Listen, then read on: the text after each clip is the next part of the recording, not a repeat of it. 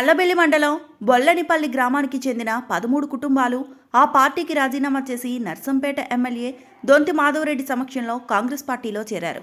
వారికి MLA Congress party కండువాలు కప్పి పార్టీలోకి సాగరంగా ఆహ్వానించారు.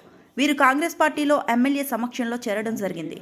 ఈ కార్యక్రమంలో గ్రామ పార్టీ అధ్యక్షుడు సిద్ధ సంతోష్, గ్రామ పార్టీ యూత్ అధ్యక్షుడు పోలు దాసరి రాము, తిప్పని లింగమూర్తి, మోత్కోరి కుమారస్వామి, పోలు దాసరి రంగన్న, పోలు దాసరి శ్రీనివాస్, బెక్కనూరి సుమన్, కలాలి సుధాకర్, నేదుల కిషన్ పాల్గొన్నారు.